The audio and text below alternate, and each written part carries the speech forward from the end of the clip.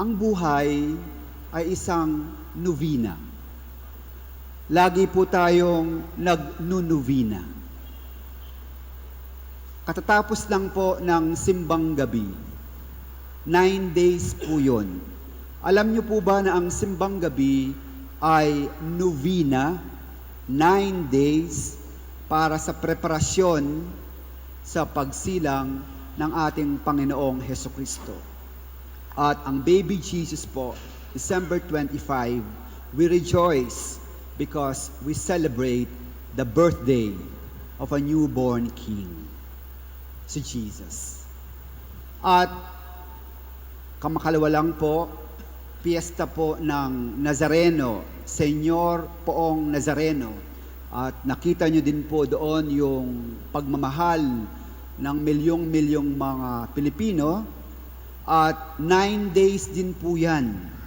Magmula pagpasok pa lang ng New Year hanggang January 9. At ang piyesta po ng Senyor Poong Jesus Nazareno, hindi lang po siya event ngayon sa Quiapo. Ang CBCP po, buong Pilipinas na po siya, national feast. 9 days din pong naghanda at para salubungin at i-celebrate ang kapestahan ng ating Poong Senyor Jesus Nazareno. At pagkatapos po ng 9 days ng simbang gabi, 9 days ng Poong Senyor Nazareno, eto uli po, 9 days journey kay Divine Infant Jesus of Prague, ang patron po dito sa ating Carmelite Monastery, o kilala sa Viva Pit Señor, Señor Santo Niño. 9 days po ang ating paglalakbay. Ang ating selebrasyon, ang ating pagdarasal, hindi po sapat ang isang araw na kapiyastahan. Kailangan may paghahanda. Kailangan meron tayong malalim na debosyon. At higit sa lahat, ang ating puso marubdob para sa pagtanggap sa grasya ng kapiyastahan. Kaya po, napakahalaga na sa inyong pagdiriwang ng novena, ask and you shall receive. Seek and you shall find. Knock and it will be open to you. Dahil pag nagbukas po ang grasya, God loves us all that we receive what is our deepest desire. Kaya po, alam ko po sa inyong pagnunovena, nandyan po ang inyong mga personal intentions. Nandyan po ang inyong mga dasal. Dahil po, alam natin na hindi po nakukuha ang dasal sa santong paspasan na instant lang, agad-agad nakukuha natin. Oo, ang Diyos, alam niya ang gusto natin, mapagmahal siya, nakikinig sa ating mga dasal, pero it will not come on a silver platter na instant po, agad-agad makuha natin. At dito sa 9-day novena journey, tinuturuan po tayo na maghintay. Tinuturuan tayong magtiyaga, magpasensya, at lalong-lalo na maging malalim ang ating pananampalataya. That God answers our prayers. Kailangan po natin ng hindi isang araw, kundi 9 days.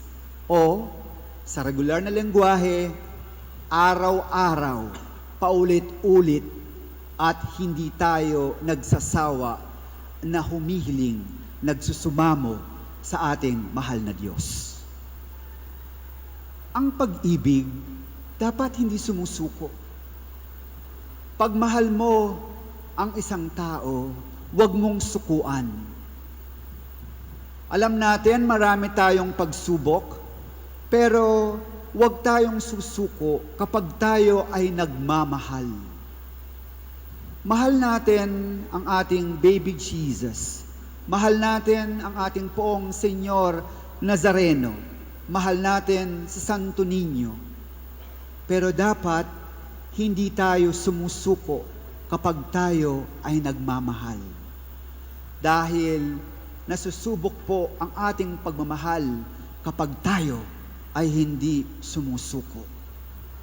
Kahit mahirap magmahal, kahit mahirap sumunod, kahit maraming pagsubok, nagmamahal pa rin tayo at ibinibigay natin ang best para sa ating minamahal.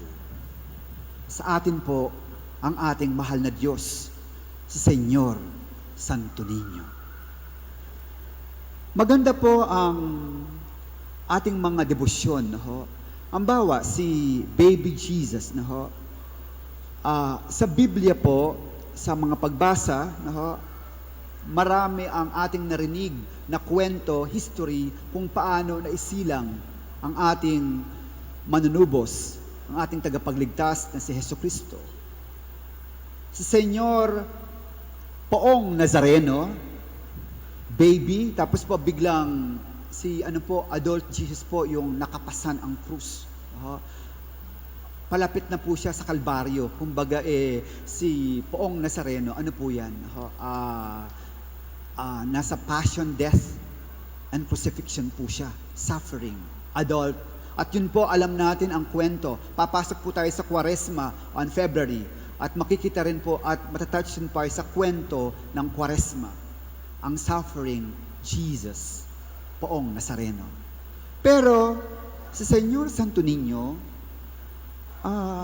hindi po tayo masyadong nakakabasa ng kanyang kwento sa Ebanghelyo, sa Bible. Parang may gap. Mula doon kay Baby Jesus ng Pasko hanggang kay Senyor Poong Nazareno, dito sa January 9, na alam natin ang kwento, pero yung kanyang pagiging bata at pagiging teenager, pagiging Santo Niño, wala tayong masyadong nababasa o naririnig.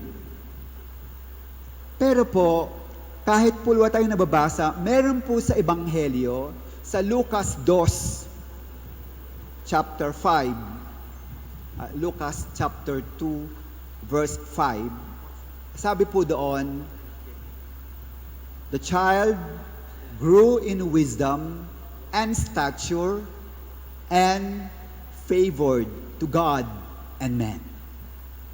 Yun lang po yung mababasa at marereflect natin na ang Senyor Santo Niño grew in wisdom, with stature, favored by God and men. Highly favored. Sana po ito rin ang gift na ma-receive natin ngayong kapistahan at novena ng ating Senyor Santo Niño. Hindi man nababasa yung detail ng kanyang pagkabata, pero alam natin na si Santo Niño, Jesus, boy Jesus, child Jesus, teenage Jesus, grew in wisdom. Ang wisdom po, in biblical language, hindi lang siya knowledge, yung alam mo, no? Alam mo kung saan sumisikat ang araw sa east, o kaya maalam ka sa siyensya, maalam ka sa medisina, alam mo ang internet, maalam kang mag-Google, knowledge po yan. Pero yung wisdom, practical. Yung wisdom, yun ay nagagamit pang araw-araw, kumbaga ay hindi ka lang matalino dito sa isip, ikaw din ay matalino, maalam, may karunungan sa buhay. Si Jesus po, matalino siya na lumaki, pero hindi lang po libro. Oo, nagbabasa siya dahil faithful siya sa Jewish traditions, pero practical din po ang kanyang knowledge. Sa mga napapanood po nating mga accounts kay Child Jesus, Santo Niño, tumutulong po siya kay Papa San Jose sa pagkakarpintero, hindi siya boss sa bahay, lumakas siya na masunurin. Alam niya at siya ay may responsibilidad. Napakagandang tingnan po na ang ating mga anak, tulad ni Santo Niño, na lumalaki hindi lang matalino, pero marunong sa buhay. Marunong sa buhay. Kung ang inyong mga anak, ang inyong mga apo, marunong sa klase, first honor, second honor, maraming awards, best in science, best in math, best in recess, best in PE, best in anything. Pero kung hindi siya marunong magligpit ng kanyang kinakain, hindi siya marunong maghugas ng plato, o kaya wala siyang basic grammar or basic GMRC, wala siyang modo, hindi siya marunong gumalang, magpo at opo, nakakalungkot po. Hindi yan katalinuhan. Hindi yan katalinuhan. Ang nakakalungkot po sa ating mga pamilya ngayon, we have nurtured children, teenagers, who are experts, brilliant, knowledgeable, pero wala pong GMRC. Wala pong values. Walang wisdom. Nakakalungkot po. Nakakalungkot.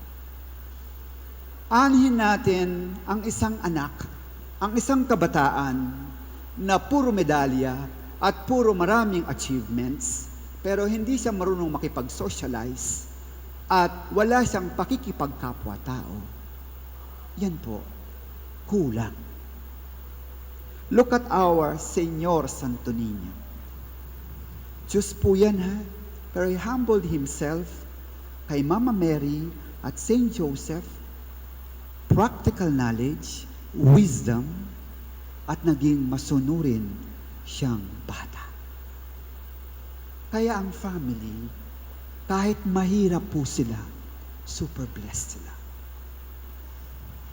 Pangalawa po, they grow, Santo Niño, grow in stature. When we speak of stature, we speak of health, physical health. Malakas po, hindi nagkakasakit, no? Which is very good, no? Lalong-lalo po ngayong mga panahon na to, no? Medyo dahil nag-iiba ang klima, no? Maraming nagkakalagnat, maraming nagkakasakit, no? Kaya ingat po tayo, no? Alagaan natin ang ating mga pangangatawan, ang ating health. Kasi po kapag may sakit tayo, mahina tayo, no? Hindi natin magagawa din yung ating misyon. Mahihirapan tayo.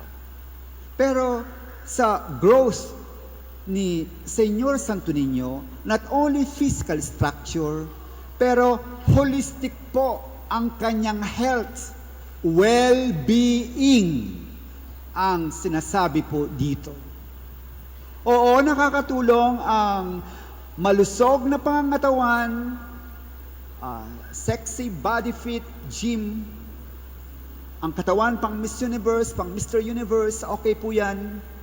Walang masama dyan. Pero malungkot din po kapag yan lang ang healthy sa'yo. Kapag mahina ka naman emotionally, kapag spiritually low ang iyong growth. Nakakalungkot po. Maraming mga kabataan ngayon na talagang, ang priority, kagandahan, kawagapuhan, fitness. Pero, nagsisimba ba sila? Nagdarasal ba sila? O kaya, emotionally stable ba sila? Malungkot po dahil nakakalimutan yung wellness. And they miss out the essentials. Marami na pong mga cases ngayon at very shocking. Ako din po, nasishock ko minsan because I myself also received some invitations to bless deceased teenagers na ang dahilan ng pagkamatay ay suicide or depression. Hindi natin masisisi sa nangyari, pero siguro po dahil marami pang mga dapat gawin, lalong-lalo na po yung emotional stability, psychological stability, mental health, spirituality, interiority, nakaligtaan. Kaya naman po, hanggang panlabas lang. Maganda sa lalabas, gwapo sa labas, pang Miss Universe, pang Flores de Mayo, pang kagandahan. Pero ang kalooban, basyo, walang laman. Si Señor Santo Niño, Divine Infant, Child Jesus, wellness, buo po. Buo. Pangatlo, at sinasabi din dito sa Lucas, na always highly favored. He grew with a favor from the Lord, from God. Ito po sana ang lagi nating baunin as we travel on this life, as we journey on. Na maging kalugod-lugod tayo lagi sa Diyos. At ang Diyos matuwa sa atin. Mapaligaya sa atin dahil sa ating buhay. Dahil sa ating acts of love and of being Christian. Kasi po, we are so much parang masyado tayong concerned at sunod-sunod natin kung ano ang mundo. Kung ano ang invitation ng mundo o ng mga iba-ibang idols natin na kung titingnan mo naman, they are not worth emulating.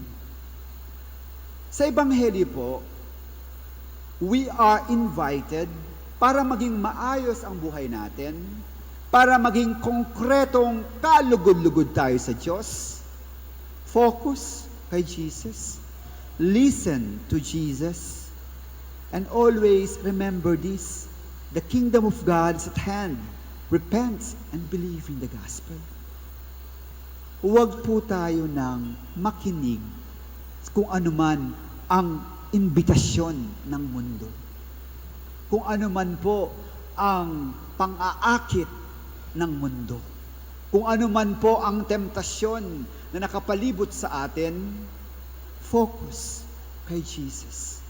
Our Lord Jesus Christ suffices everything. Wala na po kayong hihilingin pa at hahanapin pa if God is with you.